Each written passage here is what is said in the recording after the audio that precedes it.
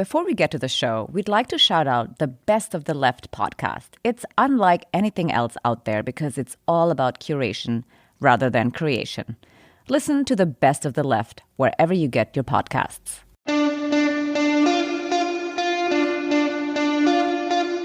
Welcome to Future Hindsight, a podcast that takes big ideas about civic life and democracy and turns them into action items for you and me. I'm Mila Atmos.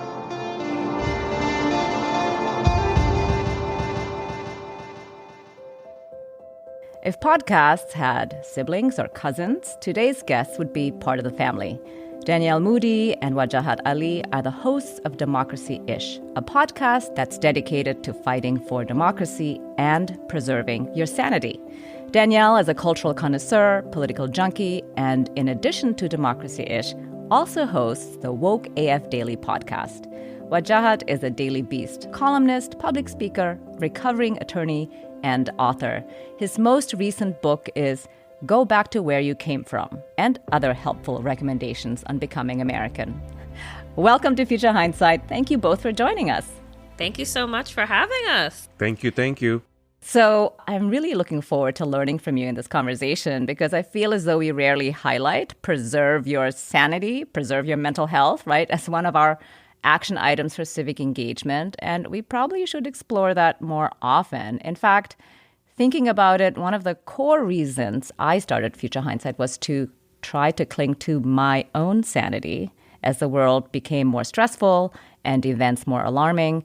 What prompted you to start Democracy-ish?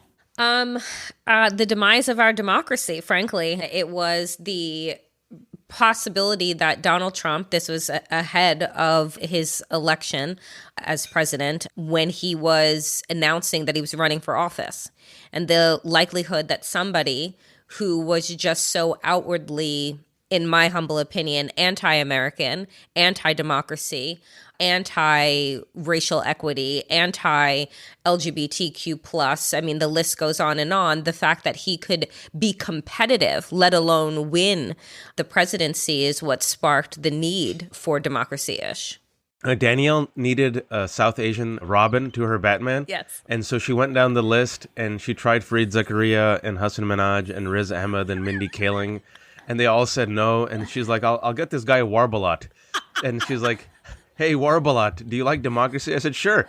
And so we joined up and we've been doing it this iteration for the past year. Yes. Where last month, Donald Trump, who's still the 2024 presumptive GOP nominee, I'll believe it when they say they're rid of him. I'll believe it when I see it. He openly said he wants to terminate, not suspend, terminate the Constitution. And when you have the former president and still the leader of, I still consider him the leader until I see DeSantis, like literally just like take over his body and then Donald Trump is in prison, which we haven't seen yet. I don't think we'll see it. He's still the leader of the entire movement. Say that they want to terminate the Constitution and it's kind of forgotten by day 2. That's when you know your democracy is under assault. And dictionary.com, their word of the year, folks, is gaslighting. Mm-hmm. And so our podcast wants to make sure that you, the listener, are not crazy. Yeah, you're not being gaslit. Your concern, your fears, your anxiety are very real. And that there's a forum where people will tell it to you straight, try to fight for democracy. And, as we also said, preserve your sanity, because it's also important as you fight that you also find time for peace, solace, and joy. Yeah. It's very critical. Yeah. Well, everything that you said just now, totally spot on, of course. But, I've been thinking about the fact that there is very little reporting, aside from people like us, talking about what Trump said about the Constitution. And I feel like the mainstream media is really not framing it properly if they do talk about it. And I've been thinking about what would be the proper frame? And, something that actually tells you it's not just a little warning. It's not just like another crazy thing that Trump said, but this is something, in my opinion, much more serious and much more alarming than before. It's one thing to say, brown people are bad people and they're rapists and we need to ban them from coming here. It's another thing to say we need to get rid of the Constitution. I think those are fundamentally different kinds of things to say. One is just vilifying one group of people that they want to scapegoat this week or next week. But another thing to say we actually want to make sure we can install myself as a dictator. Yeah, I think that, what is really troubling about mainstream media, and this is one of the reasons why Waj and I do Democracy-ish, the troubling thing about mainstream media is that we have to understand that everything that they do is about ratings, right? The idea of the fourth estate and the responsibility of journalists to tell the electorate the truth, to provide them with digestible information so that they can make decisions about their daily lives is no longer the goal of mainstream media. The goal of mainstream media is clicks, ratings, and money, right? And at the end of the day, I remember being in the halls of a network and being told that Donald Trump is bad for the country, but he's good for ratings.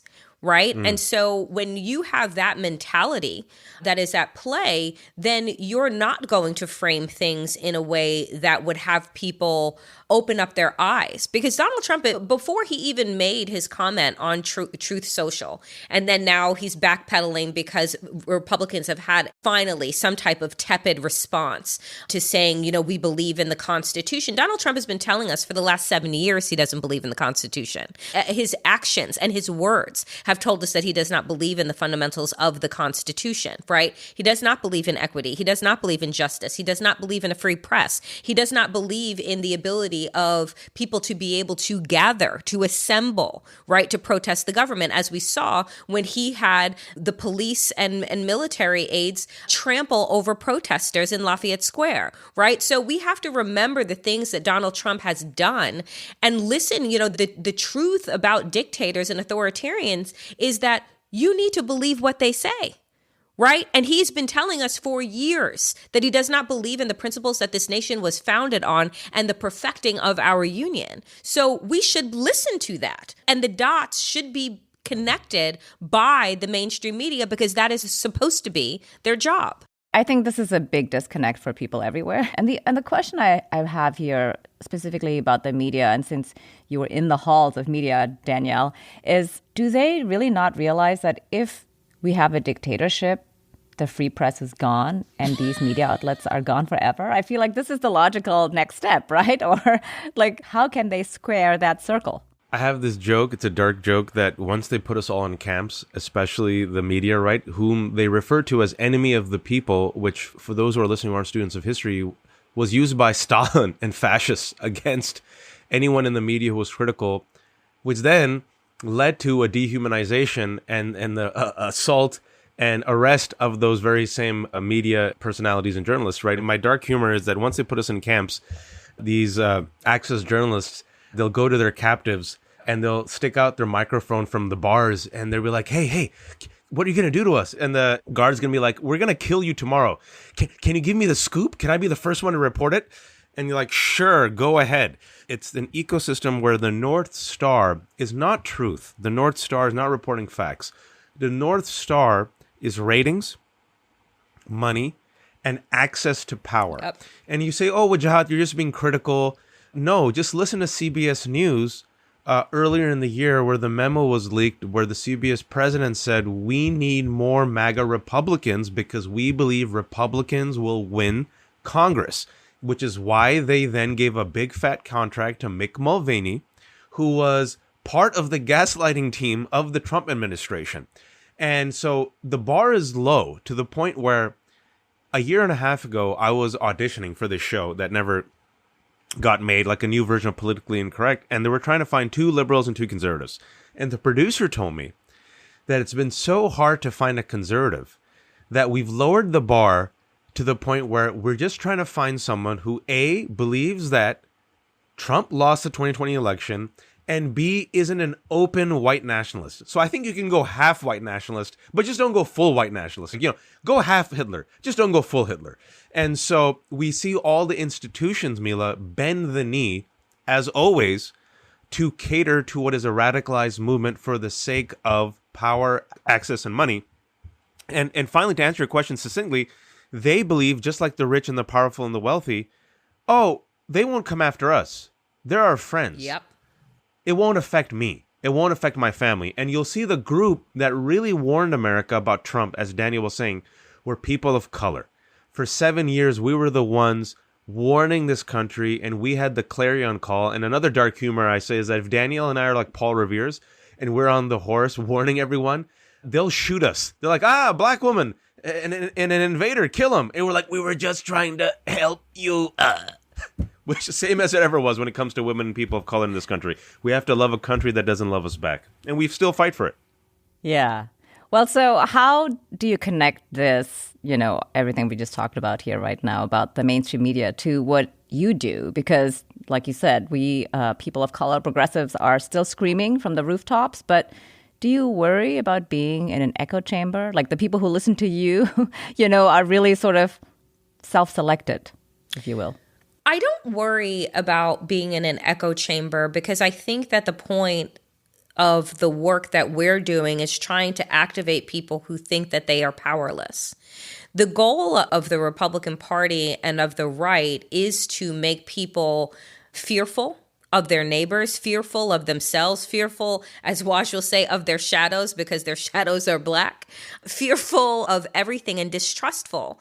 And what happens in that situation is that you feel like you have no power, you have no voice. That is the opposite of what we understand a true democracy to be.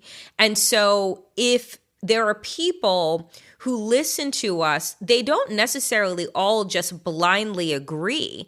I think that there are people who listen and then they have these aha moments like, wait a minute, I can do something. Wait a minute, we all have platforms, whether we have 5 followers or 5 million, right? There is somebody that we can wake up. There is somebody that we can make conscious to the destruction of our democracy, discrimination, and hate that we can activate, right? And I think that when we look at the fact that in this country, the majority of people who are eligible to vote do not, right? When we think about the fact that the reason why we did not have a red wave in the midterm elections is because Generation Z came out like gangbusters to vote against whatever the pollsters were imagining that they would not do. And so what we're working towards is activation, because when people are educated and then they are activated, they are less likely to be taken advantage of. They are less likely to fall for the rope-a-dope that is all the Republicans deal in, that and white supremacy. So, I think that our work is to continue to make people actualize their power. Mm-hmm. And I also think, when you said echo chamber, I've always believed that we're in the majority.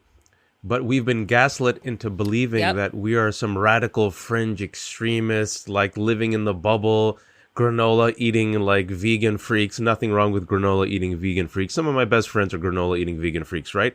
And the talking points that we put forward, they're like, oh, these are just so out there. But Danielle and I on our podcast, for months, we've been telling Democrats that abortion rights and defense of democracy are kitchen table issues.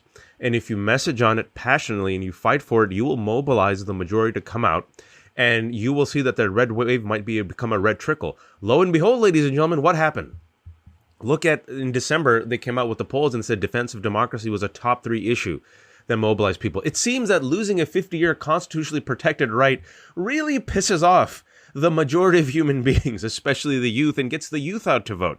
And so I believe we're not in an echo chamber. I think we're actually reflecting the frustrations, the yearnings, the hopes, the dreams, the passion of the majority that cows down to this radicalized, weaponized minority with, going back to your last question, Mila, for those who aren't part of this media ecosystem, the way the sausage is made is they create a both sides false equivalence. It's like the Peanut cartoon, where Charlie Brown says, hey, Lucy, you promise this time you won't lift the football? And Lucy goes, yep. And then Charlie runs, and what happens? She lifts the football. That's the Republicans, right? And then they always work the refs. Working the refs, for those who don't know the sports terminology, is always whining and complaining to the point where the refs and umpires feel so nervous to do a both sides fair analysis that they'll platform 2 voices. They'll have 99% of people who believe in climate change and then 1% freak who thinks it's a hoax. And they're like, wait, we got to do both sides. God forbid if they think we're biased. And the job of media and the job of our institutions isn't to sit there as fair, neutral arbiters of truth and say, well, one side says it's raining and one side said it's not raining. We'll leave it at that. Your job is to stick your head out the window and see if it's raining and report it on that. So our job is to stick our head out the window, say, hey, it's not raining, it's a friggin' hurricane. And I'm warning all of you that it's going to come and topple over all our buildings. Run. And we're dealing with people who are like, it's fine. It's just a drizzle. Yeah, it's not a drizzle. Although working the ref, I really feel like the referees are always calling it for the side that complains.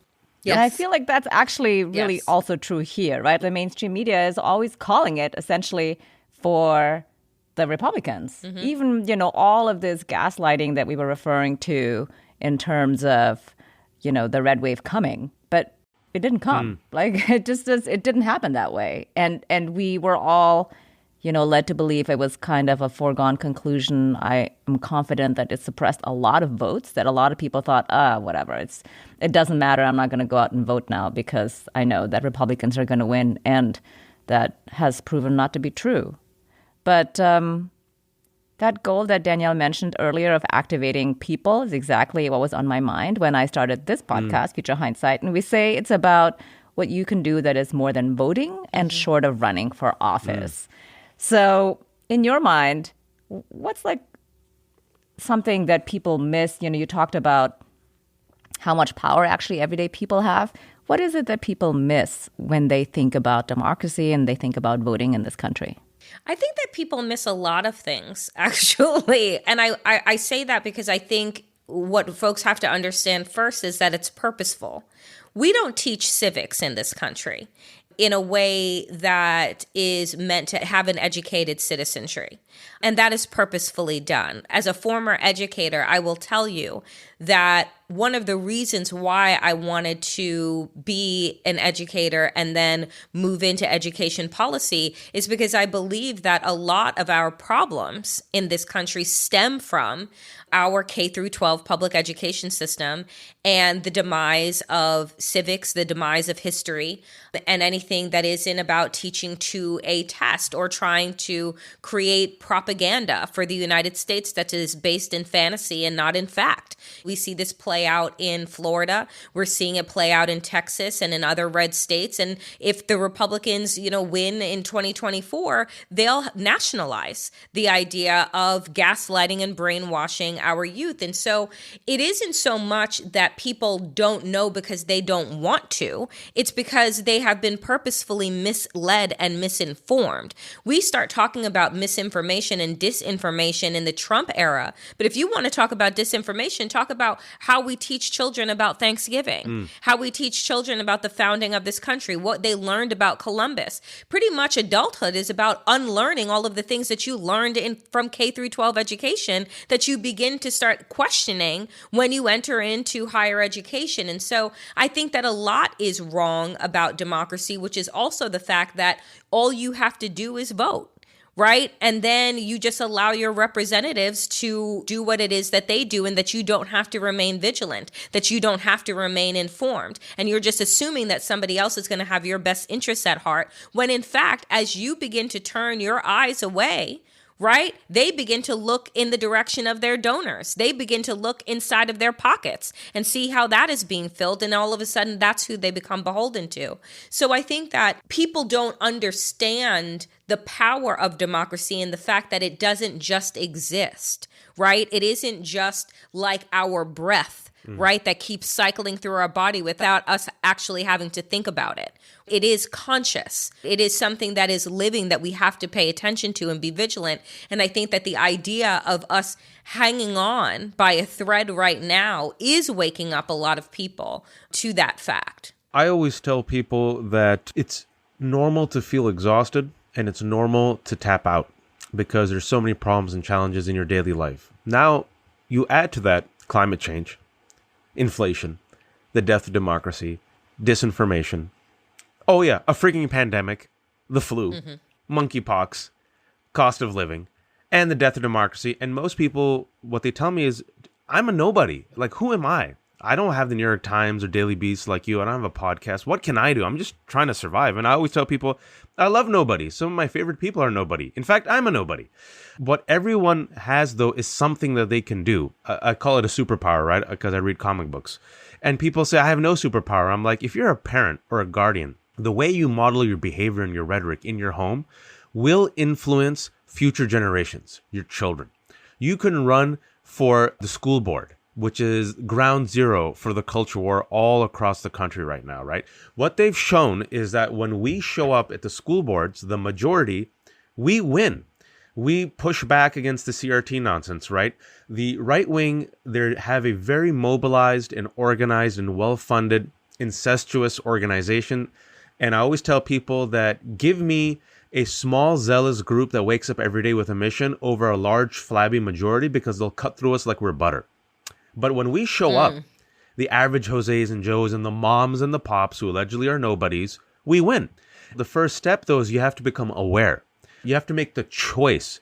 Am I choosing to be aware, or am I choosing to be ignorant?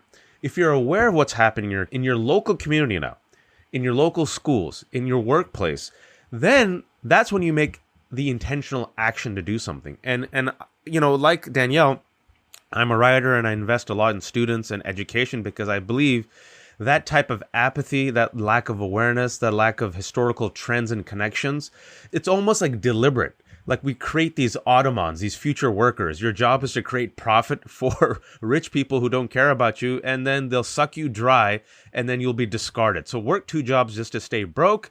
And by the way, don't worry about like healthcare, or don't worry about infrastructure. The rich folks have got it. We'll tell you who to vote for. But then when you see an informed, aware population that says, oh, wait, I have the vote, millions come out and say, I want abortion rights. Millions come out and say defense of democracy is important to me. Millions come out despite all the disinformation and the dark money. And historically, the only question, Mila, we should have been asking after this latest midterm was the following. How big will the red wave be? Obama lost 60 seats, Clinton lost 50, Trump lost 40. With the climate that we're in, historically, this should have been a wipeout. Instead, Democrats control the Senate, and Republicans barely, and I have to mention this, thanks to gerrymandering, which people don't know about because as Danielle was saying, we don't learn about civics or politics, they barely won. And so what Danielle and I try to do, and I think what we really believe in, is that if you give voice to the voiceless, if you say these things out loud, what's so powerful is people sit there in their small little bubbles in their homes, they go, I'm not alone. There's someone else who thinks like this. I'm not crazy. And if there's other moms and dads like this, nobodies, well, maybe we're in the majority and maybe we have the strength to fight and maybe we should actually go to the school board and not be intimidated by these friggin' ruffians who are threatening us. Oh, we have the numbers. F you. And that's how locally you've seen all across the nation, we've won in the school boards when we get together and build this multicultural coalition of the willing. And people listening, don't underestimate the strength and power of your voice, of your footprint.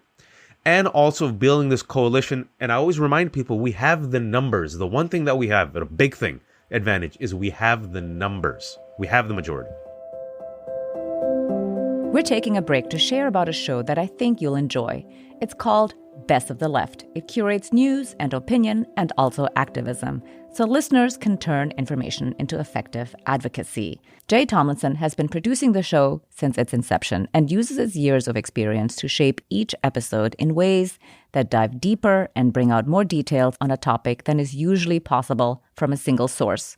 With a deep catalog of episodes, Best of the Left has effectively created an archive of the progressive movement over the past decade and a half. A recent episode covered the labor movement in the US and shared several conversations about railroad workers, Amazon and Starbucks organizing, and also European strikes against inflation.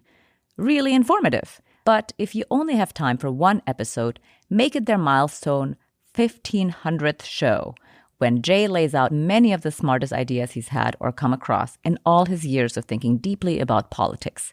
It's definitely worth your time.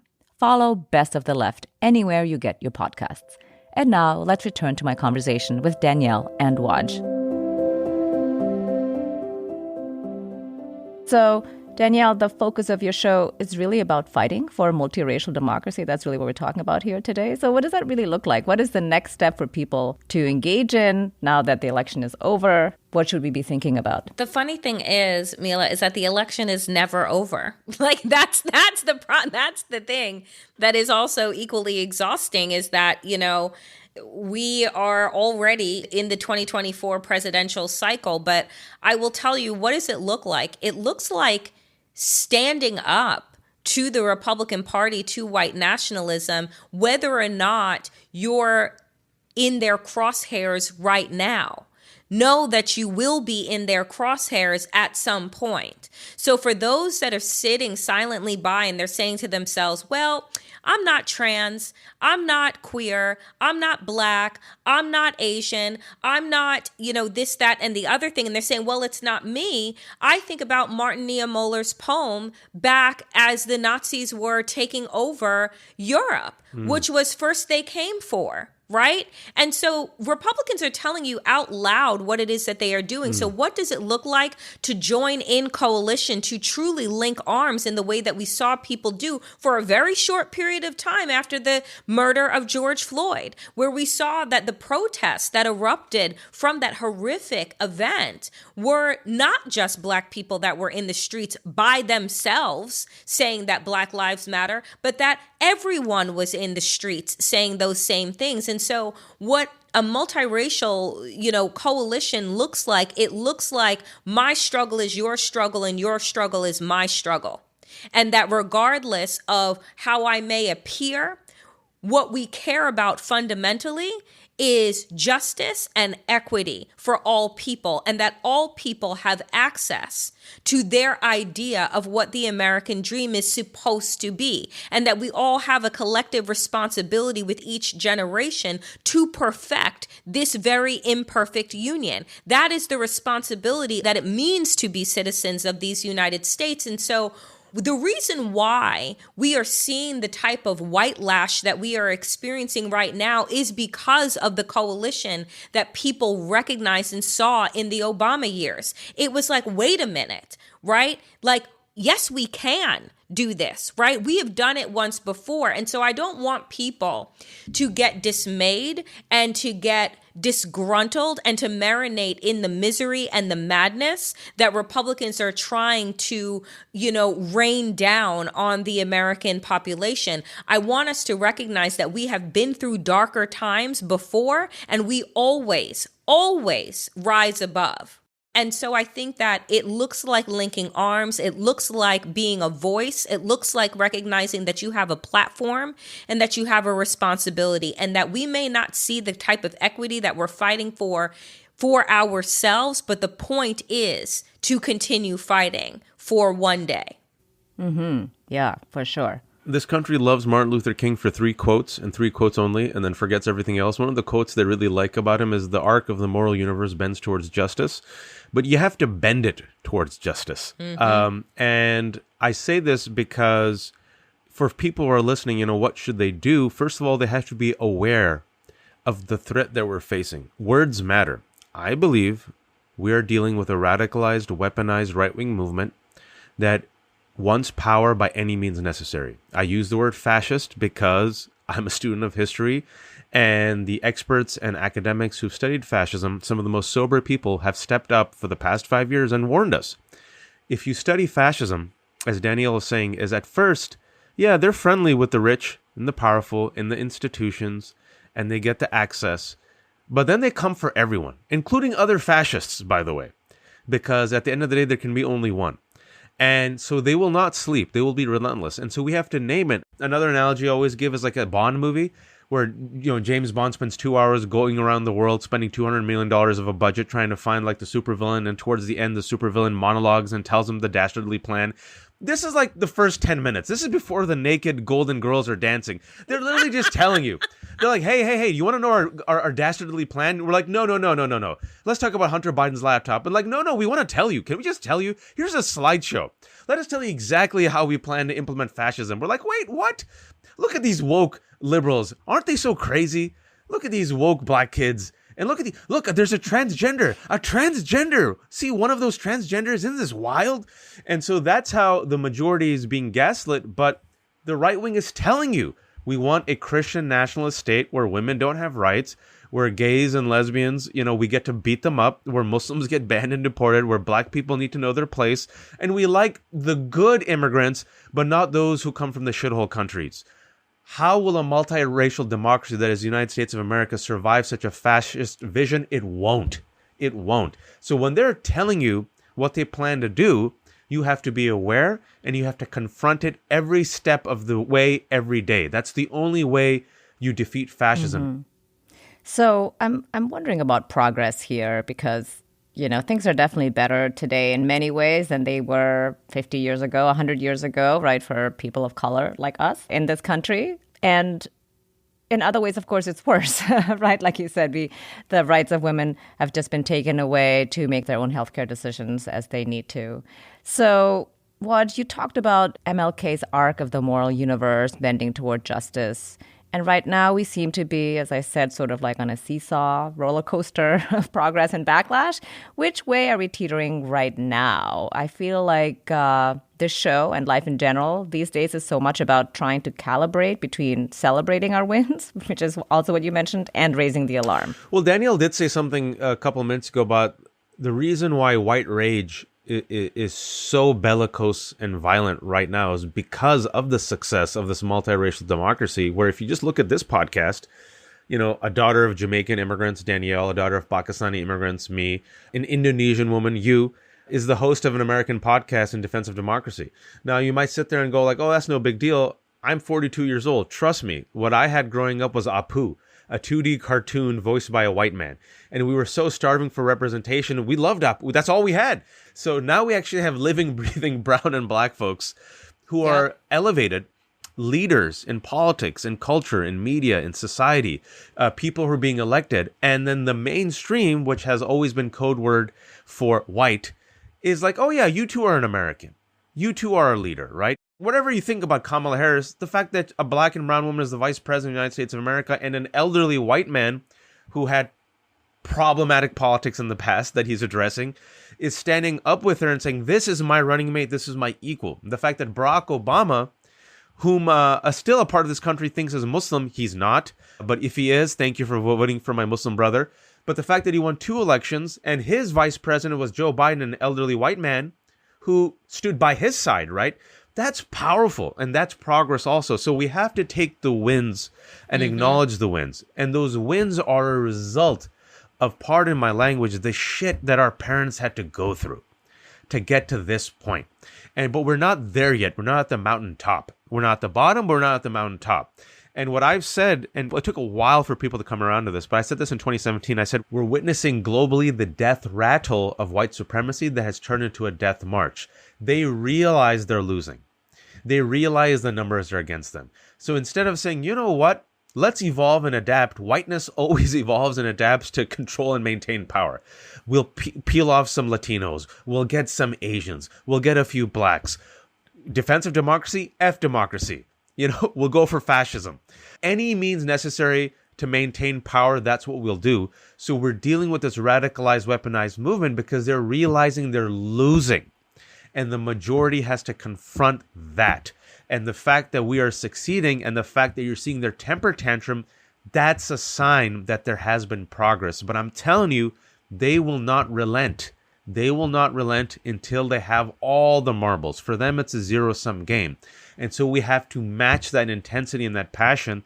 And again, to end on a hopeful note, we have the numbers. Yeah, I totally agree. Well, let's talk about the immigrant experience in American democracy since, you just talked about this. You're both the children of immigrants, and I am myself an immigrant, but I don't necessarily center it on the show here or in my life. In fact, I occupy a lot of white spaces. And I think my coping mechanism was to blend in as far as I humanly could, which is not that far, kind of like the melting pot theory. But that has become much less personally comfortable. I think like 30 years ago, that was much easier. And today, like I said, it's less comfortable, but also it's less desirable, I think, as a society. So, Waj, when I read your book, I really identified with some of your parents' attitudes towards assimilation, Do you think that's an age thing or a generational thing, or, between, let's say, your generation, you were born here and I was not.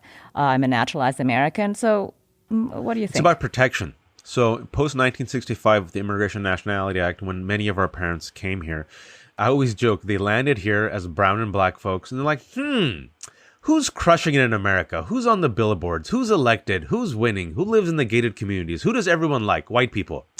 Who's in jail? Who gets mocked and ridiculed? Who has no power? Black and brown people.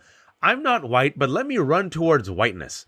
I'll be protected by it. Maybe I can be embraced in its warm, everlasting glow. And this was almost an unconscious decision to run towards whiteness. Now, while that happened, my parents in particular gave 0 Fs about integration. They named me Wajahat, okay?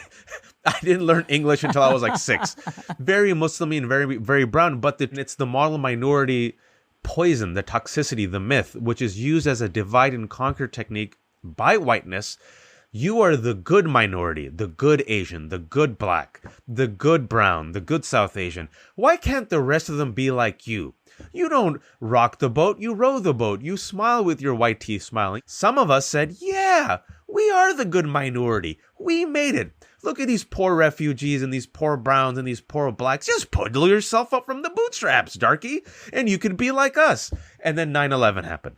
And when 9/11 happened for my parents' generation, they learned the hard way that your Americanness as a person of color is always conditional.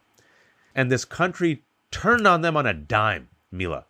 And no matter how much money they made or how good their credit was or their education or they paid their taxes, you were the other. You were the enemy. And kind of overnight, they're like, oh, we're closer to, wait for it, blackness. And then Trump comes along. And Trump openly says, you come from shithole countries. And he's like, until we figure out what's happening with the Muslims, we're going to ban them. It's blunt. And I think what happened with Trumpism, and this is the one compliment I'll give Trump, stay with me for a second, just wait for it. He was so blunt with his hate and racism. It was so egregious. It was so in your face that those who took our warnings for granted could no longer ignore it. They're like, wow, they really do hate us. And you saw a shift. And I'll give one mainstream example. Fareed Zakaria, of all people, I think, Mila, he kind of was your model. He said it. Integrated, assimilated, was kind of Muslimy but never led with it. And Trumpism, he wrote an essay for Washington Post, and the attack on Muslims said, made me identify and own my Muslim identity. And damn it, I'm a Desi, I'm a Muslim, I'm a son of immigrants. And that melting pot model, I realized, didn't work. The integrated model works with this mosaic of America. And if you're going to attack me, well, no. Even though I'm not practicing, I am a Muslim. And I know other Muslims. And why can't we be Muslim and American? And so in a strange way, the overt white nationalism and racism and xenophobia has activated that part of our identity that many of us bury due to shame and self-loathing. And instead has inspired a pride, which I feel is the model moving forward. And I believe, and I don't want to talk for Danielle, but it's a type of pride that Danielle and I both have in our multi-hyphenated American identity. Well said. Well, I think that is for sure true. I mean, of course, I remember after September 11th, my brother was one of those men who stood in line in the dead of winter to report himself as a Muslim man of a certain age, between 18 and 35 was the for age. And Sears. And then, yes, the first registry, and by the way. all of those people volunteered to self-identify themselves, to be like, yes, I'm Muslim and I'm male. And every time I re-enter this country, I volunteer essentially to be pulled aside at customs and be interrogated essentially every single time. And in fact, one time when my brother was pulled aside coming back into the U.S., he said, why am I always being pulled aside? And the officer said, well, it's because of your name and your looks and your religion and all of those things. And he was just point blank about it. You're basically being profiled because your name and where you were born. And I thought it was actually so honest. I was kind of shocked that he just came out and said it. I was like, he said that Mila, to you? can I What? just say for a second, because people forget this aspect of U.S. history, that was the first Muslim registry. It was called And Sears, and 13,000 innocent immigrants, overwhelmingly from Muslim majority countries and North Korea, were deported. And that happened during the Bush administration. Yes, correct. My brother, thankfully, was not deported. But I wanted to ask you, Danielle, about two things everyday citizens can do for bolstering, advancing multiracial democracy. Well, I will say that the first thing that you can do is register to vote. And if you are registered to vote, make sure that everybody in your family, everybody that you work with, everybody that you come around is registered to vote, because that is really important. And, particularly if you're living in red states where they readily purge the voting rolls, make sure that even if you did register to vote, that you're still eligible to actually vote before there is an election coming due. The second thing that I will say, too, is think outside of yourself, right? I think that there is a level of selfishness and greed in this country that it's almost harkens back to the 80s and the Gordon Geckos of the world. Greed is good, right? As long as I have mine, I don't care who doesn't. And we need to start thinking that it isn't just about pulling myself up from my bootstraps. It isn't just about me being able to put food on my table. It is about the collective. And that is the problem with white supremacy. The culture, if you can call it a culture, in and of itself, it is very individualistic, right? It is all about me, me, me. It is not about us. It is not about the we. And they break down every single type of community so that there is no collective power that is there. They decimate the Black community. They decimated indigenous communities. And so I think that it's really important for people to recognize the power in the collective and the power in community. And, wherever you can, really embed yourself in your community. And so if you're inclined to run for office or be a campaign manager or volunteer, to do so. Because like Waj said, there are more of us than there are of them. There are power in our numbers. We just need to look for one another and hold one another and create space for one another. Mila, can I say this because we have to be blunt about it? What's happening right now is they're Trojan horsing their fascist agenda by attacking transgender kids. And many folks who should know better are so terrified and so ignorant about transgender kids and so worried that their kids will become indoctrinated and mutilated. These are the words that they use very deliberately, that they are going along with the agenda. And they did this with Muslims post-war on terror. They've done this against Black folks. And if you've been paying attention now, the number one conspiracy theory of Republicans, which a majority of Republicans believe and is now espoused by their own elected leaders, including the number 3 leader, Elise Stefanik, is the replacement theory. It's not a theory, it's a lie. It has emerged from the swamps of white supremacists, ladies and gentlemen. I'm not just saying that casually. I'm talking about Nazis and KKK.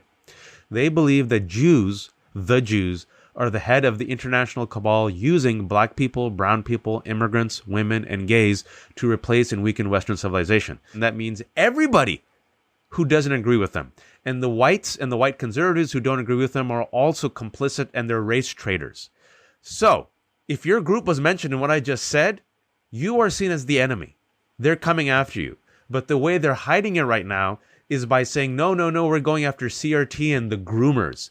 Ew, look, the transgender kids. And I've seen so many otherwise smart, worldly, democratic voters in the suburbs say, oh my God, they're going to make my child into transgender. Let me vote for Glenn Youngkin and the Republicans. And then there's the rope-a-dope. And they're like, oops, my bad. So don't fall for the divide and conquer technique.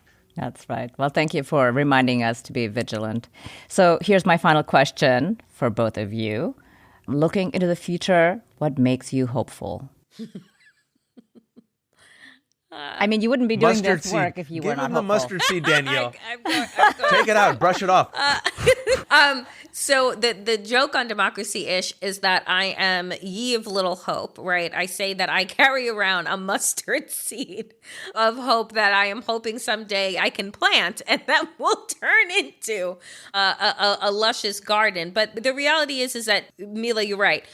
We would not be doing this work if we were not hopeful. Right? We would not waste our time screaming into the void if we did not think that the message would land somewhere, that someone somewhere would open up their eyes and say, oh my God, I can't believe this is happening and I need to do something about it. And so what keeps me hopeful is knowing that every day there is somebody that is waking up to the reality that they need to fight for this country, that they have the power to fight for this country, they have the voice to fight for this country. And so I believe in the truth that there is more of us than there are them. I believe that they are smoke and mirrors at best, that they are a bunch of very frightened, fragile people that are holding on to their AR-15s because it's the only sense of power that they have. We know better. We do better. And when we show up, we can be better collectively. And so that's what gives me hope, is the fact that these messages, that we are recording will land on listening ears, and that people will take these messages to heart and they will say, I can do something, right? And now is the time. Well said. How about you, Waj? I got kids. I got 3 kids.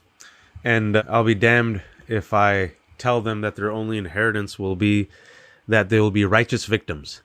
And their job is just to smile and with their white teeth smiling and just, row the boat. And they should be happy with the appetizers and they should be happy being a sidekick. My kids, will one day ask me, what did you do, Baba? Did you do something? Did you do anything?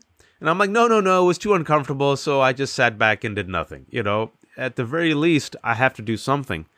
And planting the seed, as Danielle said, but there is a beautiful saying within religious traditions, within mostly all religious traditions, but specifically Islam, where the Prophet Muhammad said, even if you see the day of judgment coming around the corner, plant a seed. And it says that even in the face of utter hopelessness, do your part, plant the seed. We have limited energy, we have limited talents, we're just one person. But the one thing I can control is my intentions and my actions with the time that I have. And so if I do something, at least for my kids and that generation, not just my kids, they deserve better than this. And I want them, inshallah, to see me as some type of model and be like, at least Baba fought. And if he fought, he made things better, then I will fight too. The goal is to create a type of citizenry in America where those who have made it, they're not content. They look over their shoulder and they see who's getting stomped on. They reach out and help them and bring them to the table. We have to expand the tent. You don't have to agree with everyone in the tent. That's impossible. You don't agree with everyone in your family. But then there are forces of white nationalism who have always gone for constriction. And I know for a fact with the United States of America, a country of 330 million people, of so many different ethnicities, races, and religions, this is literally an experiment in real time. The way we survive is if you expand the tent and everyone gets to be a co-protagonist and hero of the story.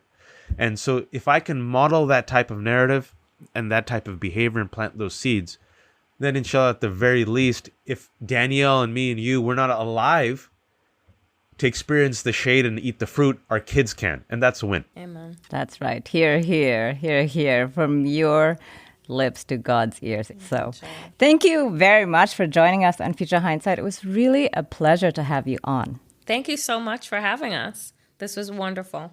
And Mila, you said we're your cousin. We're like your garage band startup cousin. We're like grungy, but we mean well. You're like the polished aunt who comes and goes, "Oh, good job. Well done. That was nice." Oh, no. You guys are totally polished. What are you talking about? You guys are awesome. Thank you. Thank you so much. Thank you. Danielle Moodie and Wajahat Ali are the hosts of Democracy-ish.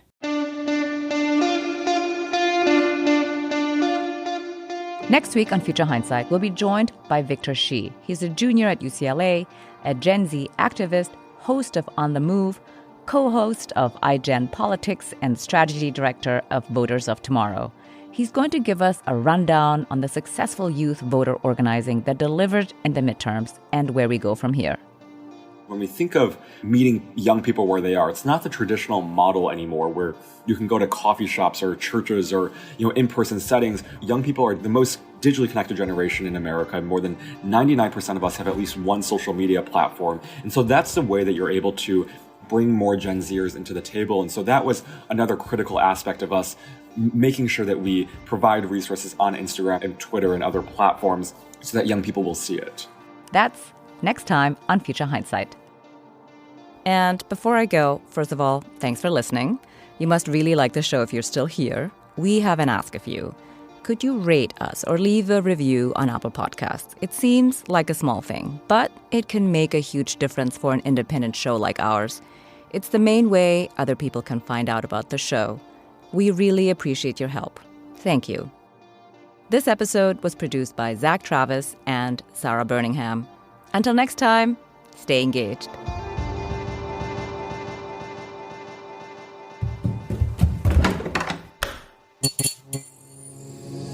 This podcast is part of the Democracy Group.